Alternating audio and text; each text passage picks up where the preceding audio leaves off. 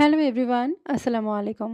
আজকে সুন্দর একটা দিনে সুন্দর একটা ভিডিও নিয়ে আসছি আপনাদের সাথে শেয়ার করার জন্য। সো আজকে আমার ছিল ম্যারেজ ডে। আমি এতদিন বরিশালে আমার বাবার বাড়িতে ছিলাম। সো এই দিনটা উপলক্ষে আমি গতকালকে চলে এসেছি কুষ্টিয়াতে। শুধু এই সুন্দর সময়টাকে উপভোগ করব, ধরে রাখবো তাই।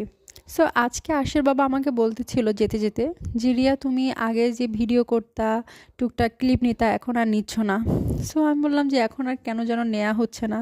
সিরিয়াসলি ব্যস্ততা না, কিছু না। শুধুই কেন যেন নেয়া হচ্ছে না। অনেক লেজি হয়ে গেছি ভিডিওর ক্ষেত্রে। সো এখন আর আগের মতো ওইভাবে শেয়ার করা হয় না।" সো আশির বাবা বলল যে, "চলো তাহলে আমরা একটু আজকে দূর থেকে কোথাও ঘুরে আসি।" আশির বাবা যেহেতু বিজি অনেক, সো বিকাল টাইমটা একটু আমার জন্য ফ্রি করে তারপরে আমরা গিয়েছিলাম রবীন্দ্রনাথের কুঠিবাড়িতে। সো এইখানে যাব, সকালে আমার একটা ফ্রেন্ড আসছে, তখনও প্ল্যান ছিল যে ওর সাথে যদি একটু দেখা করতে পারতাম তাহলে একটু ভালো লাগতো।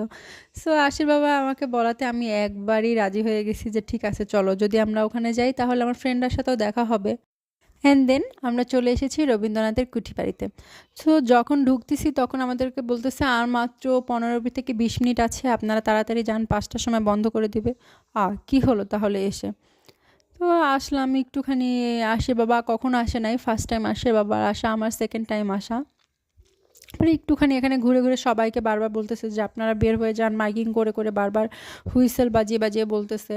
সো 5টা বন্ধ করার কথা, সেখানে তাদের বন্ধ করতে করতে সবাইকে বের করতে করতে প্রায় 6টা বেজে যায়।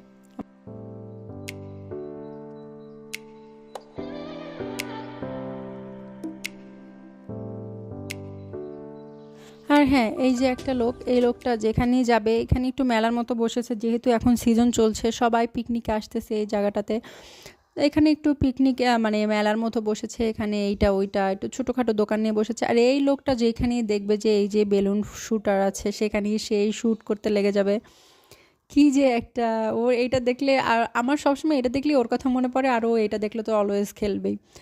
আর এখানে আরশিয়াকে ঘোড়ায় উঠাবে, এখন আরশিয়া ঘোড়ায় উঠতে ভয় পাচ্ছে, এই জন্য আরশির বাবা আগে উঠে তারপরে আরশিয়াকে নিয়ে ঘুরে আসলো। আরশিয়ার ছোটোবেলাটা, এই ছোট ছোট জিনিসগুলো আমি কেন যেন ক্যাপচার করে রাখতে অনেক বেশি পছন্দ করি। এটা কোনো ব্লগিং না, এটা কোনো ভিডিও শেয়ারিং না, আমার খুব ভালো লাগে জিনিসগুলো, যে ছোট ছোট ক্লিপ ক্লিপ করে তারপরে এই জিনিসটা আমি একটা বড় ভিডিও আকারে ধারণ করি। আমার খুব ভালো লাগে এই জিনিসগুলো, আমি যখন পরে দেখি ইভেন আরশিয়ার সেই ছোটোবেলার জিনিসগুলো যখন এখনও আবার মেমোরিতে আসে, দেখতে খুবই ভালো লাগে। এই জন্যই আমার এই উদ্যোগটা নেওয়া যে আমি একটু ছোট ছোট ক্লিপ করে একটা বড় ভিডিও আকারে ধারণ করে রাখি, স্মৃতি হিসাবে থাকবে জিনিসগুলো। তো আমার ফ্রেন্ডের জন্য ওয়েট করতে করতে প্রায় অলমোস্ট সন্ধ্যা হয়ে যাচ্ছে, ওর আবার ভিতরে মিটিং হচ্ছে, ও ব্র্যাক ব্যাংকে জব করছে। সো এখানে হঠাৎ ওর সাথে দেখা হয়ে গেল, আর এত শান্তি লাগছে, কতদিন পরে বেস্ট ফ্রেন্ডদের সাথে দেখা। বরিশাল যেও দেখা হয় নাই, কিন্তু মনের টান থাকলে কি আর করার। কুষ্টিয়াতে আসার পরে আমি যখন দেখেছি যে ও সকালবেলা কুষ্টিয়ার উদ্দেশ্যে রওনা দিছে, তখনই কেমন ছটফট লাগতেছিল যে না, ওর সাথে যদি একটু দেখা করতে পারতাম অনেক ভালো হতো। ও আমাদেরকে টাইম দিতে পারে নাই, 10-15 মিনিটের মধ্যেই ও আবার চলে গিয়েছে, ওদের বাস ছেড়ে দিয়েছে। তো আমরা আবার ওখান থেকে বের হয়ে আসছি, কিন্তু আসার সময় এখানে ক্রসিংয়ে পড়ে গিয়েছিলাম, রেল ক্রসিংয়ে। আর এত শীত লাগতেছিল, বিকেলবেলা সেই শাড়ি পরে গিয়েছিলাম। আরশিয়ার বাবার আর আরশিয়ারটা নিয়েছিলাম, কিন্তু আমার আর শীতের পোশাক নেওয়া হয় নাই, খুব শীত লাগতেছিল। বাসায় এসে আরশিয়ার বাবা সকালে যে কেকটা নিয়ে এসেছিল সেটা কাটবো পাশের ভাবিকে, তারপরে বাবুটাকে ডেকে নিয়ে আসছিলাম, আমার মেয়ের ফ্রেন্ড আবার। সো আমি কিন্তু এই দিনকার 2টি কেক কেটেছিলাম। আরশিয়ার বাবার এক কলিগ নিয়ে এসেছিল আমাদের জন্য সারপ্রাইজ। আমি খুবই সারপ্রাইজড হয়েছিলাম। থ্যাংক ইউ ভাইয়া। আর থ্যাংক ইউ তোমাকে আমাকে সুন্দর একটা বিকেল উপহার দেওয়ার জন্য। অ্যান্ড দেন এই তো একটা ভিডিও আপনাদের সাথে সুন্দরভাবে শেয়ার করে দিলাম। ভুল ত্রুটি হলে আমাকে ক্ষমার দৃষ্টিতে দেখবেন।